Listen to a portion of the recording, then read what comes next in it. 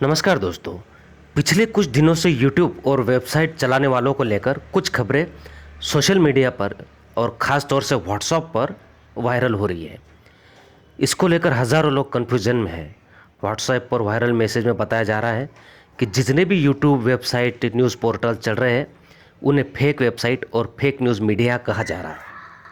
इसके लिए सूचना प्रसारण मंत्रालय में उच्च स्तरीय हुई बैठक का तो कुछ मैसेज में सूचना प्रसारण राज्य मंत्री कर्नल राज्यवर्धन सिंह राठौड़ की हुई प्रेस ब्रीफिंग का हवाला दिया जा रहा है।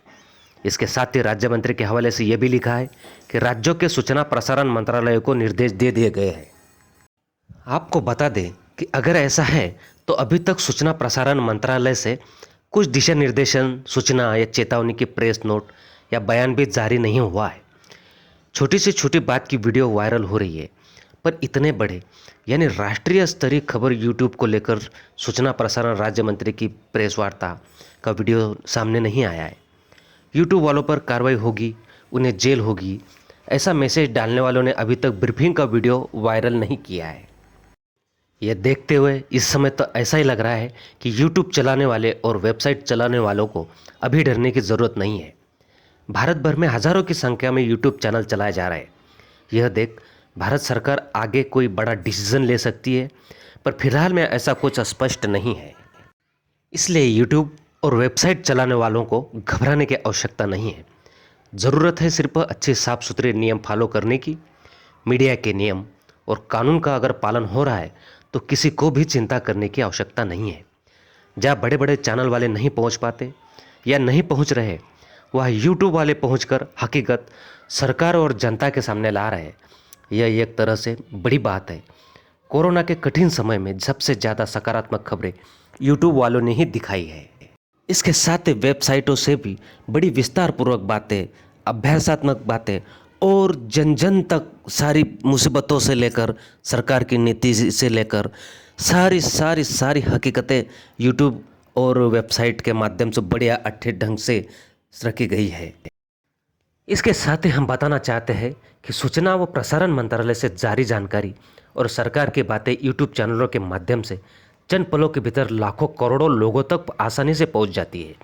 खेत, दुकान, ठेले, होटल, गैराज, सलून, जंगल, पहाड़ों में भी काम करने वाले लोग अपने मोबाइल पर YouTube के माध्यम से तमाम जानकारी पा रहे हैं।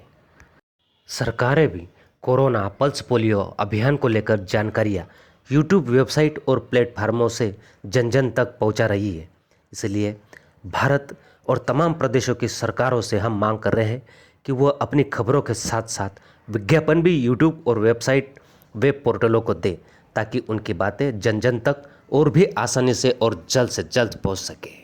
बड़ी बड़ी न्यूज़ संस्थाएं, अखबारों, टीवी चैनलों पर काम करने वाले फेमस पत्रकार जब जनता के सामने सच्चाई सामने नहीं ला पा रहे थे, तो ये पत्रकारों ने हज़ारों और लाखों रुपयों की इनकम को ठुकराकर YouTube और वेबसाइट जैसे प्लेटफार्मों का सहारा लिया।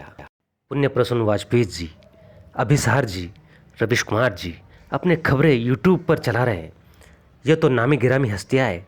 इनके अलावा ऐसे कई यूट्यूबर हैं जिनके सब्सक्राइबर और व्यूवर्स लाखों करोड़ों में है। अगर YouTube पर आने वाली सच्चाई और गहराई से भरी बातें लोगों को नहीं भाती तो इसका विरोध ही होता। यूट्यूबर्स की लोकप्रियता और YouTube के आने वाली इनकम नहीं बढ़ती।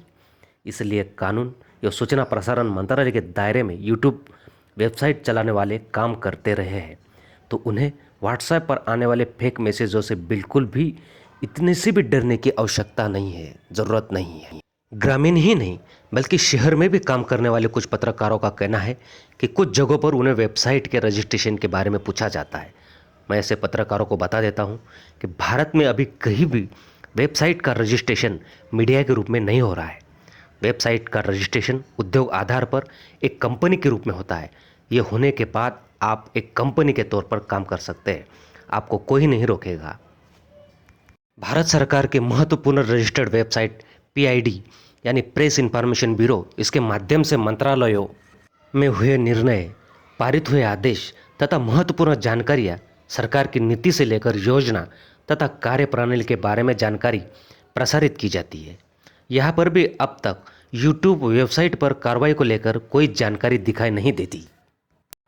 असमंजस में पड़े पत्रकारों के लिए हम यह भी स्पष्ट कर देना चाहते हैं कि देश के तमाम राज्यों में मौजूद सूचना और प्रसारण विभागों द्वारा वेबसाइटों का रजिस्ट्रेशन सर्टिफिकेट नहीं दिया जाता। यह तमाम बातों को देखते हुए यूट्यूब चैनल वेबसाइट चलाने वाले पूरी तरह से निडरता से काम करें। सरकार का जब बड़ा निर्णय आएगा तब देखा जाएगा। फिलहाल यूट्यूब वेबसाइट चलाने वालों को डरने की ज़रूरत नहीं है।